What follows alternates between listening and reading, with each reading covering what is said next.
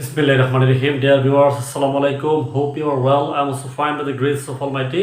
আল্লাহ'স English নেটের পক্ষ থেকে আপনাদের সকলকে স্বাগতম জানাচ্ছি। আমি মাহবুবুল আলাহ। বন্ধুরা, আজকে আমি আপনাদের জন্য একটি অত্যন্ত গুরুত্বপূর্ণ লেসন নিয়ে আসছি। লেসন হলো প্রিপোজিশনের উপর। বন্ধুরা, এই প্রিপোজিশনের মধ্যে আমরা জানি যে নিচে মিন করতে আমরা বেশ কিছু প্রিপোজিশন আমরা বসিয়ে থাকি, যেমন আন্ডার, বিলো, বেনিথ, আন্ডারনিথ। এই চারটি প্রিপোজিশন আমরা কিন্তু নিচে অর্থে বুঝিয়ে থাকি। এখন কখন আমরা আন্ডার ব্যবহার করব, কখন বিলো, কখন বিনিথ, কখন আন্ডারনিথ, এতে কিন্তু সেন্টেন্সের মধ্যে বা প্লেসের অবস্থান বুঝে কিন্তু আমরা এগুলো চেঞ্জ হয়ে থাকে। তো বন্ধুরা, চলুন আমরা সংক্ষেপে একটু আগে দেখে নিব, তারপর আমরা এক্সারসাইজগুলো আমরা ফিল আপ করার চেষ্টা করবো বন্ধুরা। ওকে বন্ধুরা, প্রথমে আসে আন্ডার। আন্ডারে কিন্তু মোটামুটি বেশ কিছু ইউজিং রয়েছে সেন্টেন্সের মধ্যে। যেমন তার মধ্যে প্রথম যে কন্ডিশন যেখানে আন্ডারটি ব্যবহার হয়ে থাকে, যেমন কোনো জিনিসের নিচে যখন সাফিসিয়েন্ট স্পেস থাকবে মুভমেন্ট করার মতো, তখন এইরকম নিচে বোঝাতে আমরা কিন্তু আন্ডার ব্যবহার করব। তাহলে বন্ধুরা, কোনো জিনিসের নিচে বোঝাতে এবং ওই নিচে যদি কি সাফিসিয়েন্ট স্পেস থাকে, তখন আমরা এইরকম নিচে বোঝাতে আমরা আন্ডার ব্যবহার করব। উদাহরণস্বরূপ আমি বলতে পারি যে a cat is lying under the table। তাহলে টেবিলের মধ্যে তাকে মুভমেন্ট করার মতো সাফিসিয়েন্ট স্পেস রয়েছে, তাহলে এইরকম নিচে বোঝাতে আমরা আন্ডার ব্যবহার করব। বন্ধুরা, আর কোন কোন জায়গার মধ্যে আমরা আন্ডার ব্যবহার করতে পারি এরকম আমি একটু দেখে নিই। যেমন ধরেন এইজের ক্ষেত্রে, কীরকম, কোনো ব্যক্তির বয়স 19-এর নিচে বা 20-এর নিচে, এই যে আমরা খেলার মধ্যে যে সমস্ত টুর্নামেন্টগুলো হয়ে থাকে, আপনি দেখবেন যে অনূর্ধ্ব 19, অনূর্ধ্ব 20 ওয়ার্ল্ড কাপ। এই যে অনূর্ধ্ব মিনস কি, আন্ডার 19, আন্ডার 20, দ্যাট মিনস যাদের বয়স 19-এর নিচে বা 19-এর 20-এর নিচে, তাদেরকেই এখানে ব্যবহার বলা বা বোঝানো হয়েছে। তাহলে এই যে আন্ডার 20, আন্ডার 19, এই যে ক্ষেত্রে কিন্তু আন্ডার ব্যবহৃত হয়ে থাকে। বন্ধুরা, ধরেন কোনো একটা কন্ডিশন, আমি কোনো কন্ডিশন আমাদের ভালো অবস্থানে নেই, তাহলে এখানেও কিন্তু আমরা আন্ডার ব্যবহার করতে পারি। সাপোজ ধরেন আমি এখন স্ট্রেচে আছি, দ্যাট মিনস কি, স্ট্রেচের নিচে না, এটা একটা কন্ডিশন, এটা একটি অবস্থা বোঝাচ্ছে যে আমি এখন খুব স্ট্রেচে আছি। I am under stress now, that means আমি এখন স্ট্রেচে আছি। ওকে বন্ধুরা, এরপর আর কোথায় ব্যবহার করতে পারি আমরা কোয়ান্টিটি। যেমন আমি বললাম যে আমাকে 10,000 টাকার মধ্যে কিন্তু আমাকে কি করতে হবে, আমার এক্সপেন্সটা আমাকে ব্যয়টা নির্বাহ করতে হবে। তাহলে এখানে এই যে 10,000-এর মধ্যে বা 10,000-এর নিচে, এখানেও কিন্তু আমরা আন্ডার ব্যবহার করতে পারি। বন্ধুরা, এরপর যে ওয়ার্ডটি রয়েছে বা প্রিপোজিশনটি রয়েছে, সেটি হলো বিলো। যখন কোনো সারফেস লেভেল থেকে নিচে বা যে কোনো কিছুর প্যারালেলের সমান্তরাল তার নিচে মিন করতে কিন্তু আমরা নিচে ব্যবহার করে থাকি। ধরেন এটি একটি সারফেস লেভেল, এখানে একটি পন্ড বা লেক, যাই কিছু বলি না কেন, আছে, তাহলে সেটি কিন্তু বিলো। আমরা এখানে বিলো ব্যবহার করব।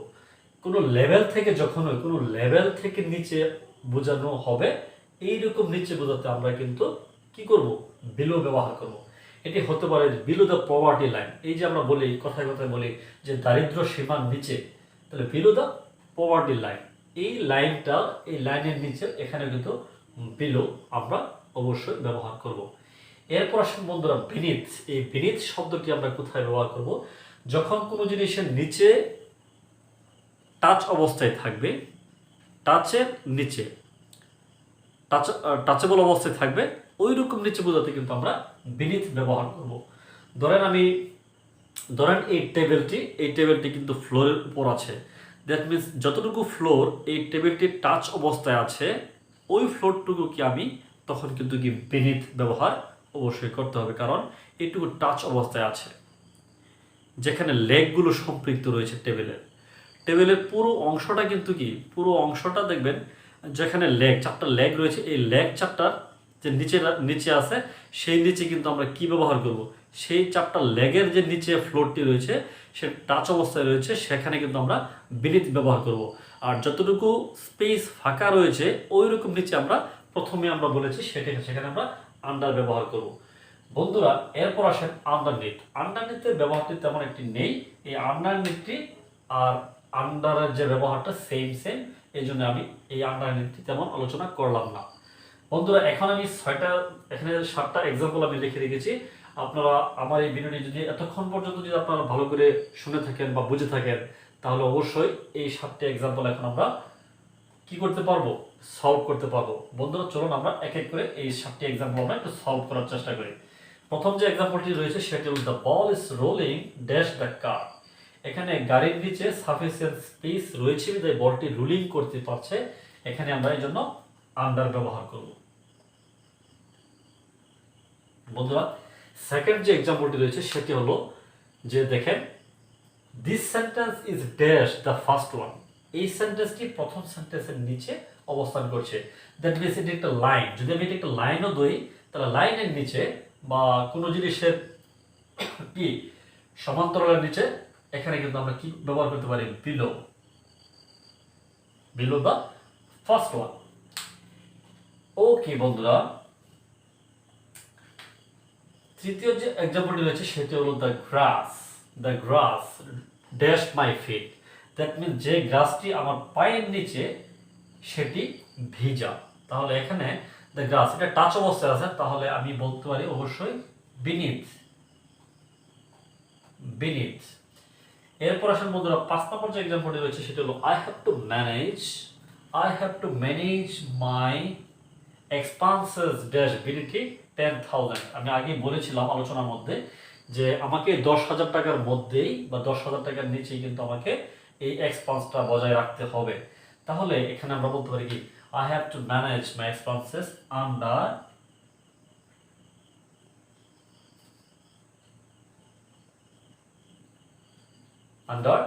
BDT under BDT 10,000। ওকে বন্ধুরা, এরপর আসেন বন্ধুরা the cat is dash the blanket. The cat is under বা আন্ডারনিথ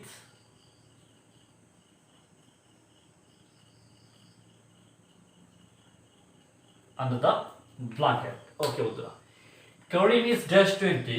এখানেও দেখেন করিম ইজ আন্ডার 20। দ্যাট মিনস করিমের বয়স এখনো 20 বছর হয়নি, 20 বছরের নিচে। বন্ধুরা আশা করি এই আমার ছোট্ট লেসন থেকে নিচে ব্যবহার করার ক্ষেত্রে যে সমস্ত প্রিপোজিশনগুলো আমরা দৈনন্দিন জীবনে ব্যবহার করে থাকি এগুলোর একটি ক্লিয়ার কাট সলিউশন আপনারা পেয়েছেন এবং আপনারা একটা ধারণা পেয়েছেন। আশা করি আপনারা পুরোপুরি বুঝতে পেরেছেন বন্ধুরা। তো বন্ধুরা এরপরে যদি আপনাদের কোনো জিজ্ঞাসা থেকে থাকে তাহলে আপনারা কমেন্টস বক্সে এসে জানাবেন, আর আমার লেসনটি কেমন লাগলো সেটিও আপনারা কমেন্ট বক্সে এসে জানিয়ে দেবেন। বন্ধুরা আপনারা সকলে ভালো থাকুন, সুস্থ থাকুন। আজকের মতো বিদায় নিচ্ছি। আসসালামু আলাইকুম।